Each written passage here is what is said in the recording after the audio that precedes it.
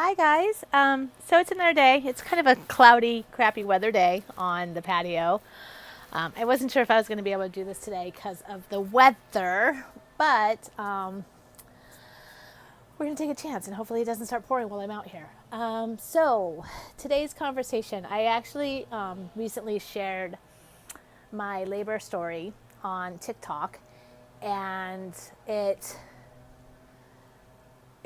stemmed from a question that I asked, was that how many women with kids out there who have had children, I just said that, that have autoimmune diseases or chronic illness, develop those chronic illnesses and those autoimmune diseases after having a child.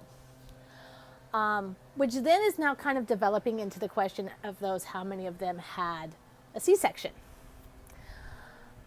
Hold on, my son's coming out. Hello, son. Okay. So I had an emergency C-section. That was the child who the emergency C-section was for. So basically what happened was I went into labor. It was a Thursday night, and it was about 8 o'clock. And I started having contractions and just not feeling right. So we decided to go to labor and delivery. And I was due on July 31st, and this was August 1st. So it was 2 days after my due date. And I went into labor and delivery, and they checked me out. And what they realized was that I was hypertensive, so my blood pressure was really high. And every time I would have a contraction, my baby, his heart rate would drop. So they decided to induce me. At which point they admitted me, they induced me, and I literally sat there for almost 24 hours feeling totally fine. Had an epidural, was like feeling great. Nothing was like weird or abnormal, was just chilling.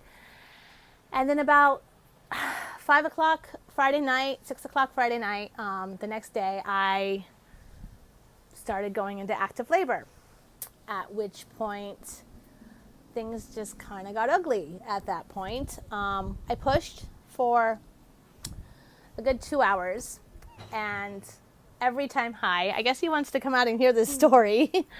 So every time I would push, this little guy would pop down like he was going to come out.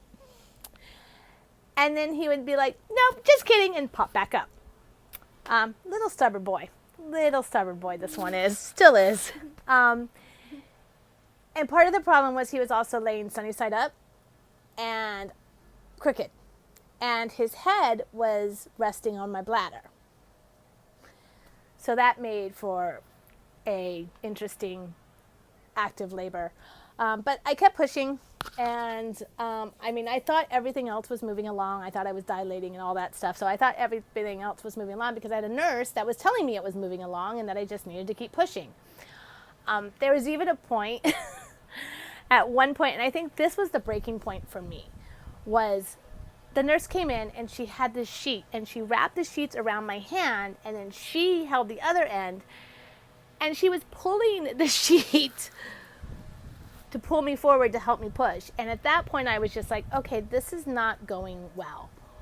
This is not what I imagined. This is not my plan. This is not going well. On top of it, my epidural was wearing off. So I was starting to really be in a lot of pain and feel everything. And so I decided, they're like, okay, what do you want to do? And I was like, can we just take a break? So we decided to take a break. And they're like, okay, let's just take a little break to rest and see. And then come to find out at that point that I wasn't dilated as far as I thought I was supposed to be. So they're like, okay, let's just take a break, see what happens. And every time I would have a contraction, I would be awake. And as soon as the contraction would end, I would pass out. And me and my husband were sitting there. And there was also a nurse change during this break. I think I was there. I think. You were there. You were in the tummy. You were the one that wasn't coming out, babe. So every time I would have a contraction, I would wake up, and then every time it would stop, I would pass out. So there was a nurse change, and during that nurse change, the nurses came in and they were talking to my husband, they were talking to me in between everything. And it came out that I had spiked a fever. So I had now had a fever. I was also bleeding in my urine, which was kind of a red flag. And I just wasn't doing well. And so we decided to do another epidural. So they set me up to do another epidural.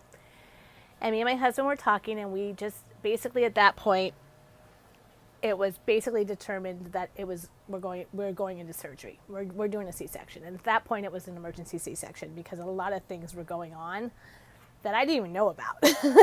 But there was a lot of stuff going on. So they took me into the OR and put me into an emergency C-section. I think the craziest thing for me in that moment was when they went to start cutting and I could still kind of feel it because the epidural hadn't quite kicked in yet, or I don't know. It just, something was not right. And I just kind of got through it. And as soon as they got him out, they brought him over to me, and I was so out of it. Like, I was so out of it at that point that I looked at him and I didn't even make the connection that he was my baby. Like, it was just really surreal and weird, and just kind of, it was almost like an out of body experience at that point. And then I just passed out. Like, I took one look at him, we did a quick picture, and then I was gone. In fact, my husband describes it as he looked at me and there was just nothing there. He was like, you were just nothing. There was just nothing there. And then I woke up, and they were still sewing me up when I woke up. And I was put into recovery, and then I found out in there that they had cut a nerve, so there was a lot of bleeding. My son had gone poo in the womb, which is why they really wanted to get him out as quickly as possible. And it just was a very just traumatic childbirth. And ever since then, I just have never felt the same. I have not felt the same. I was never able to lose my baby weight. I never really was able to get rested. Just a lot of things. But it was worth it. I mean, it's all worth it because I have this great, amazing child. That's kind of naughty sometimes. That's kind of naughty sometimes. But I still get presents. Yes, from Santa. you still get presents. But the whole experience and then what has happened to my health since then has really made me wonder how much of what's going on with me now goes back to my experience and what I went through. And that's when I started posing the questions on TikTok. I was like, so, all the chronic illness people out there and the autoimmune disease people out there, how many of you guys noticed your symptoms after you had childbirth? And as a asthma people. Okay. And Sorry. asthma. Oh, yes, my son has asthma. But it's gone away. Okay. It's gone. Okay. So, sorry. He's laying on my lap. So, see, there's his head. So, I wonder how much of, stop. Okay. How much of what I went through goes back to having a C-section and having that type of a C-section. And so I've been reaching out to the moms that have been responding to me about, their symptoms started after they gave birth. And then my next question is, if you don't mind me asking, was it a vaginal birth or was it a vaginal birth? Sorry, vagina. I'm tongue twisty today. Or was it a C-section? And so far, the ones that have responded have been C-sections. So it just makes me wonder the correlation between the two. And I don't regret it ever. I mean, I don't. My son is the best thing that it's ever happened to me, and he is ultimately my motivation for staying trying to stay healthy and for. And she never wants to go for what she had when I was coming out. She never wants us that to happen again. Well, no, it would not happen that way again. We would do things a lot different. But yes, it's the hindsight, right? How would you do things different if you knew? Like, if I knew that was going to happen, I probably just would have opted for a C-section. But then again, is it the C-section that causes a lot of the problems? I don't know. I know that my diseases, especially the IgAN, is triggered by stress. There is a definite stress trigger. So, I definitely look back at that and go, okay, so was it the stress of my childbirth that really triggered everything? Not that it caused it, but it triggered it to get active. Because obviously I've had the IgAN in me. It's been in me. It just was never triggered. So I just wonder if that's what the trigger was, because it's really crazy how after I can look at pictures of myself before I gave birth to my son. Pregnant before I gave birth to my son, and look at pictures now, and I look like a completely different person. Even I look different. Well, yes, because you're bigger. Sorry, I have a lot of interruptions today, and I'm really sorry. But I'm part of this video. Well, this video is about your journey into this world. Yeah, so it's part of me too. Yes. So it just, that whole thing just kind of makes me want to look further into it and go,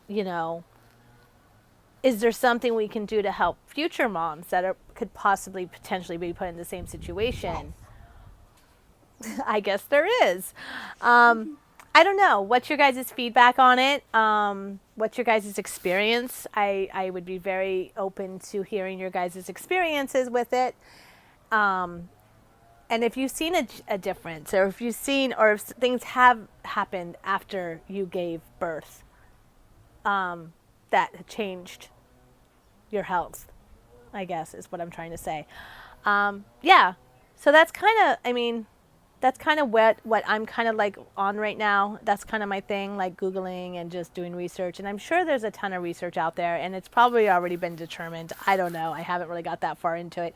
It was just one of those things when I start thinking about why am I here right now? Why is my health so bad right now? And I just look back at the things I went through. I also am a firm believer that toxic behaviors are triggers. If you're surrounded by toxic energy and toxic people, you're probably going to end up getting sick because it just feeds that stuff. But yeah, so other than that, that's my conversation for the day. With me. Hope you enjoyed my little co-host that's down here. Give my mom some views. If you like the conversations on the patio, don't forget to subscribe and like the video, and feel free to comment below, or if you want to ask me anything directly, you can send me, you can visit my webpage. That's probably the best way to reach out to me. There's a contact section there, and that is those notifications. And ring those notifications so that you guys know when I have a conversation next time. Yeah, I guess I should use him more often as my little co-host, because he says things that I don't remember to say. And yeah, so if you guys want to visit my webpage, there's more information on there. There's also my blog. It's JudysJourneyHawaii.com. Yes, JudysJourneyHawaii.com. Other than that, I hope you guys are having a fabulous Tuesday, or fabulous day. And just remember, stay healthy and stay well and stay safe.